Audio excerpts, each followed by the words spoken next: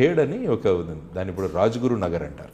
మన సుఖదేవ్, రాజ్గురు, భగత్ సింగ్ వీళ్ళలో ఎవరైతే రాజ్గురు ఉన్నాడో అతను ఖేడ్ ఆ ప్రాంతానికి చెందినవాడు. సో అది రాజ్గురు నగర్ అని ఇప్పుడు మారింది అది. సో అక్కడ ఒక ఎమ్మెల్యే ఉండేవాడు. ఆయన ఏమంటాడంటే ఒక బిల్డింగ్ ఉంది అక్కడ, ఆ బిల్డింగ్ మా పార్టీది అంటాడు.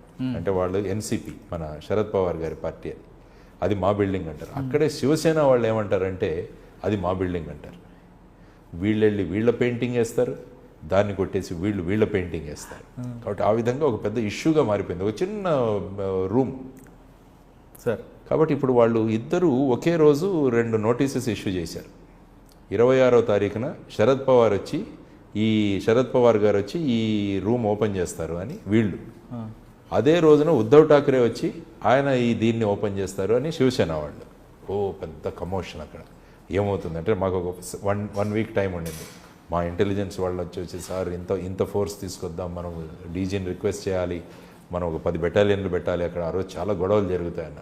సో అప్పుడు నేను చెప్పాను, మరి ఇలా జరుగుతున్నప్పుడు లాలో ఎక్కడో మనకు ఇది ఉంటుంది అని. మా బాంబే పోలీస్ యాక్ట్ అని మహారాష్ట్రలో ఉంది, మా బాంబే పోలీస్, అది అందులో సెక్షన్ 39 అని ఉంటుంది. సెక్షన్ 39 బాంబే పోలీస్ యాక్ట్ ఏం చెప్తుందంటే, ఏదైనా ఒక బిల్డింగ్ వల్ల ఇలాంటి రయట్స్ కానీ ఇలాంటి పబ్లిక్ అన్రెస్ట్ కానీ జరిగితే తాత్కాలికంగా ఆ బిల్డింగ్ని ఎస్పీ తన చేతిలో తీసేసుకోవచ్చు అని. నేను ఆ రోజు ఆర్డర్ ఇష్యూ చేశాను, ఈ building hence fourth next orders ఇచ్చే వరకు it is the property of SP Pune rural అని చెప్పి నేను ఒక నోటీస్ ఇష్యూ చేసి పేపర్లో పబ్లిష్ చేసి అక్కడ అతికిచ్చేసి మా ఆఫీస్ ఓపెన్ చేశాను. ఆ బిల్డింగ్లో ఆఫీస్ ఓపెన్ చేసి వాళ్ళు వచ్చి అడిగారు, వీళ్ళు ఎస్ యాజ్ పర్ సెక్షన్ 39 నాకు పవర్స్ ఉన్నాయి, ఇక్కడ గొడవ జరుగుతుంది కాబట్టి నేను అది తీసుకున్నాను. ఇద్దరు పార్టీలు, కాబట్టి ఇద్దరు పార్టీలు హ్యాపీ, అంటే ఎవరికి వెళ్ళలేదు.